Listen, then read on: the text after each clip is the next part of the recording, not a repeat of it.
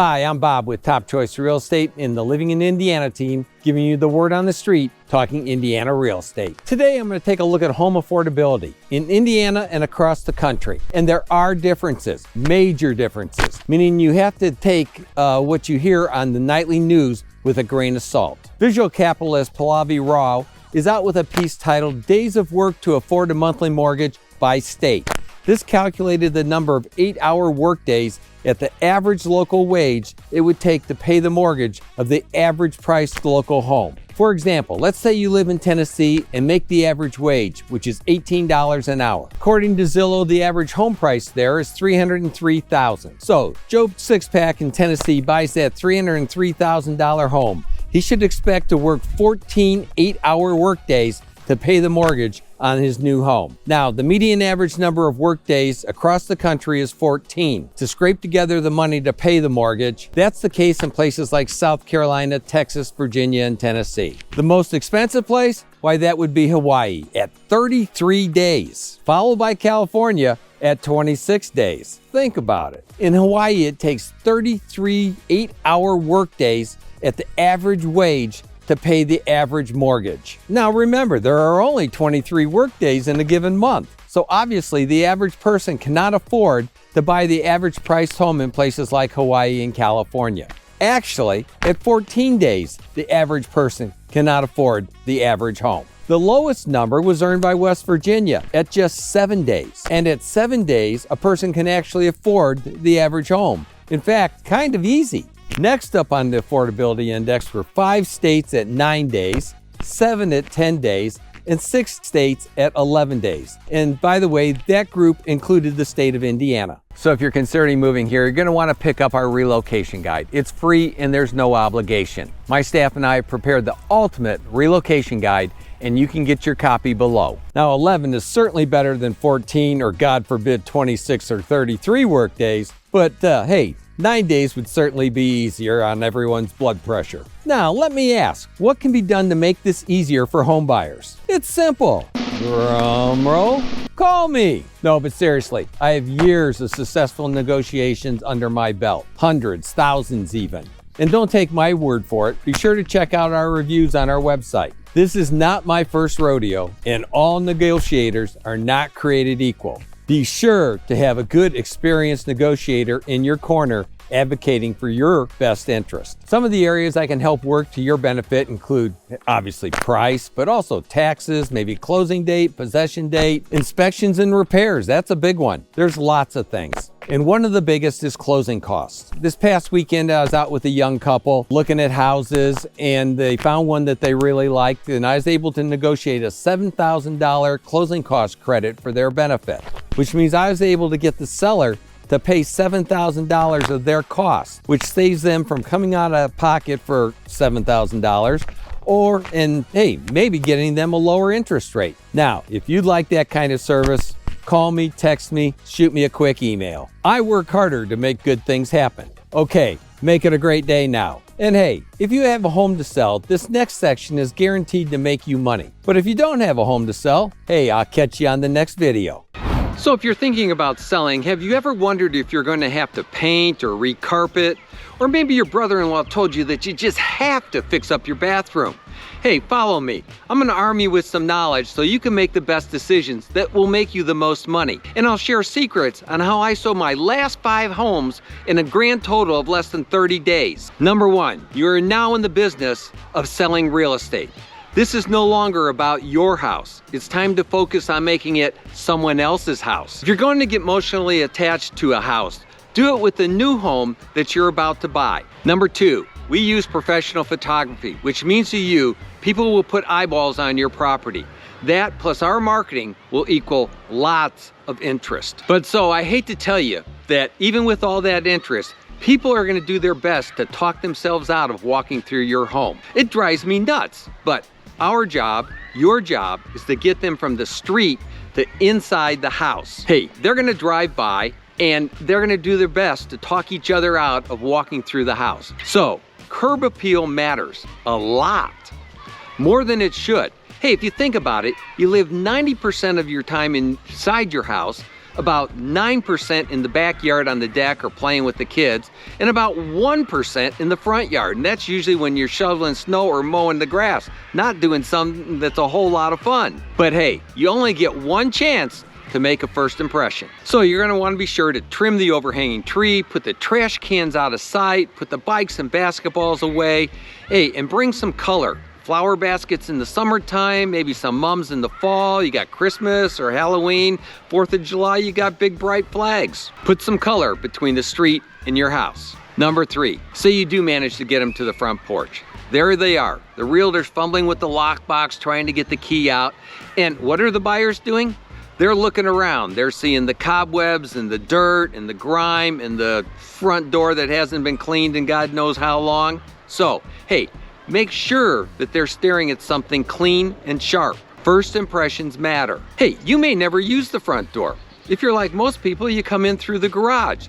But you're gonna bring everybody in for a showing through the front door. So, hey, paint the front door. Knock down the spider webs, power wash the front porch. If you don't have the equipment or don't wanna do it, I know a guy. Number 4. Once they're inside the front door, the priority begins in the front hallway, and it works back from there. First impressions again. Hey, I've had people take one step inside a house and go, hey Bob, this one's just not for us. We're out of here. Hey, so the least important things to get done are the basement, the kids' bedroom, the garage. You can have all the boxes in the world in the garage and it doesn't matter. The side of the house, don't worry about power washing that. That's the last thing that you do. What matters is everything as you move back through the house. That's what's most important. So concentrate your efforts beginning there. Number 5, there's a saying, and it's god-awful true. Kitchens and baths sell houses. Now, the price point may play a role in what you do. A few years back, I was doing a listing presentation with somebody, and it was a pretty nice house. I mean, it was kind of unique, but it was pressing a mill. And the guy just refused to consider putting granite countertops in. He said, well, the people they'll want to choose their own. Sorry, people looking at $1 million home do not want to look at Formica countertops. So consider what price point you're at and then do the things that need to be done to sell it to somebody shopping at that price point. You want to motivate them. It's not about you, it's about them. Make it attractive to them. Make them get their checkbook out. So you may want to consider, do the appliances match? Are they all working? Do all the burners work? Or is it obvious that there's something wrong with that kitchen range? Hey, it may not have bothered you. You may have lived with it for 10 years, but a buyer coming in, those are like trigger points for them, as to say, well, maybe the house hasn't been taken care of, or it just doesn't give you that first impression. You may need to tile a bathroom or update some plumbing or electrical fixtures. Hey, it all depends. And when it comes time to show your house or have people walk through your house, you're gonna wanna remember this because yes, it's a pain in the donkey, but kitchens and baths sell houses. So take the time when people are walking through that those things look sharp. Number 6, you're gonna wanna walk through your house and you're gonna wanna thin it out. You wanna look at your countertops and the tops of chests of drawers and bookcases and all those things, and you wanna remove half of the items there. You wanna box them up, you wanna move them out, you wanna give it to Goodwill, you wanna haul it away. Then you wanna do half again. That's about what most of us have on our tops of our counters and our chests of drawers, is way too much stuff for the person coming in looking to buy. Now, this doesn't cost you a whole lot, but it does take a little bit of time and effort. Now, I don't agree with realtors that say you need to depersonalize your house totally. I think you need to convey to people that the people living here like to live here. Buyers like that feeling. They can tell when they walk through a house and it's a divorce situation and the guy's sleeping on a bed on the floor. That doesn't help create a good feeling. So, hey, you do what you can to make it feel warm. Even if you take out a lot of the personal stuff, leave enough so that they get a feeling that somebody enjoys living there. Hey, people even like seeing those notes on the kitchen table or on a chalkboard that say, 10 things we love about living here. It's something you might want to think about. Number 7, people ask me, should we get a pre-listing inspection? That way we could repair everything in advance. And I go, no. Hey, here's what inspectors do. They come into your place and they write for 3 hours. That's how they justify their fee. they're there for 3 hours. If you get a pre-listing inspection done and you repair 30 items, when the buyer's inspector comes in, he's gonna write for 3 hours. And you're gonna have another list that's equally as long as the first one. Every house has a list, and they're long.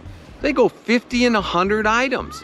And you know what? When you move out of your next house, you'll probably have that list too. Besides, you don't know how the buyer's gonna respond. You know, buyers have different comfort levels about different things. One guy may be an electrician. Another one, the wife's brother may be a plumber. They may not give a hoot about those problems, okay? So unless it's something just real glaring that's gonna get in the way of the sale, up front, if somebody writing an offer, hey, let it go. We'll deal with it at the time of the inspection, okay? Number 8, now, there are some problems that just must be taken care of. If you've got asbestos, or mold, or stained ceilings, or pet odors and stains, those are deal killers. I mean, people don't want to hear about asbestos, okay? It scares the living daylights out of them. If you know you got a situation there, take care of it before you put the house on the market. If you have black mold hanging off of something or other, get it taken care of before the people start walking through your house. Stained ceilings, people go, oh, I don't want to have to paint that ceiling. Hey, let me tell you, people walk through a house and it's one of the things that lots of people know, and the guy will look at that stained ceiling and he'll point it out to the wife, and then they'll walk through the house and he'll come back and he'll point out that stain in the ceiling. Now, you may have put a new roof on your house in the last year and it's not a problem, or fixed the toilet 5 years ago but never painted the ceiling. But it's a problem to that buyer, and you lose the buyer because you didn't get out a can of Kills, paint it, and then paint the ceiling.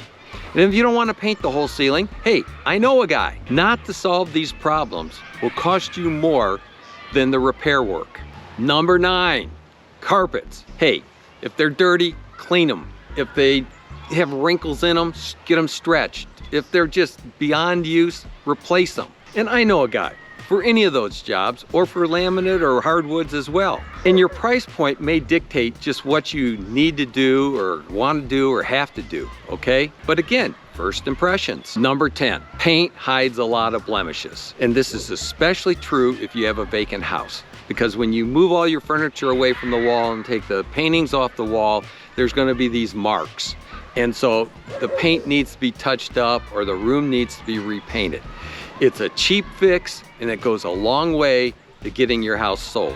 And not just sold, but sold for the most money. Number 11, hey, you do whatever it takes to get the house ready to sell, and you got all life going on, and the kids have got ball games, and you know, all of these things, and you're tired. But guess what? The house needs to be clean. And I mean really cleaned. It needs to kind of shine.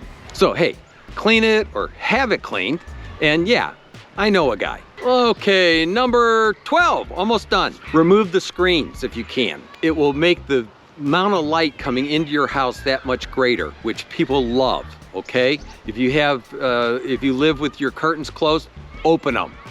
Again, you're in the business of selling this property. It's not about you anymore. It's about the potential buyer getting their checkbook out. So, hey, have the windows washed. Brighten the place up. Clean windows just shine. Okay, and hey, I know a guy. Number 13, let's talk about staging. It's not something that a lot of people consider, but hey, cold vacant houses do not sell very well.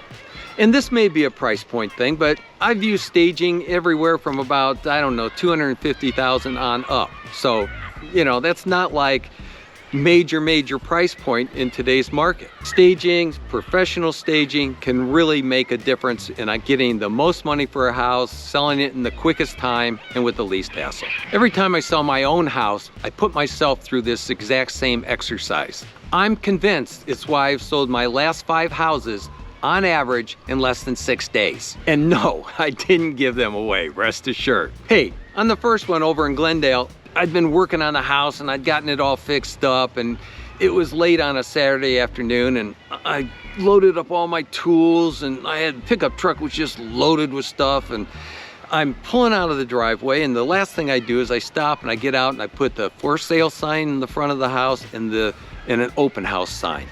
And this truck comes pulling up, and the guy jumps out and he says, he's like dialing the phone, and he says, hey, can my wife and I look at your house? And I'm like, man, I'm beat, I'm going home. And he says, no, my wife's gonna want this house. You know, sure thing. And we keep talking a little bit. I said, okay, I'll tell you what. He couldn't get a hold of his wife. And I said, I'll tell you what. I've got an open house tomorrow morning at 9 o'clock, and I will be here at 8 o'clock. And if you want to get a look before everybody else does, be here at 8 o'clock. So the next morning, I'm there at about 10 to 8, and the guy's already there. He's got his wife, and he's got his realtor. And so I take them through the house, and they say, give me a minute. And so they're out back sitting at the table on the deck, and I'm getting ready for the open house. And so about 10-15 minutes later, the realtor walks in and says, hey, can we have a minute? And so I go out, and hey, you know what? 15 minutes later, we had a signed agreement for a full list price plus the realtor's commission. That's what you call a quick sale. So, hey, I pulled the open house sign and I went home. The second house, hey, I sold that one at the end of the first day. The third house was up in the mountains in Colorado, and that one was an outlier. It took all of 3 weeks to sell. Number 4, I sold on the Monday following the first weekend. And the 5th one, I sold on Tuesday after the first weekend. Hey, I hope you found this helpful and that it will help you sell your house in 6 days or less. Hey, we offer a free room-by-room analysis. I'll walk through the house with you. We can share ideas back and forth. It's free, there's no cost, there's no obligation, and I guarantee you, I'll help you make money and I'll help you save money by not doing things that you don't need to. Hey, to schedule a time, call or text me. Make it a great day now. If you're considering relocating to the greater Indianapolis area or moving anywhere within central Indiana, be sure to tune in every week to learn all there is to know about real estate and living in Indiana. Whether you're buying or selling, please keep in mind, I work harder to make good things happen. Hey, make it a great day now. And if you found this video helpful, be sure to watch this next clip right now.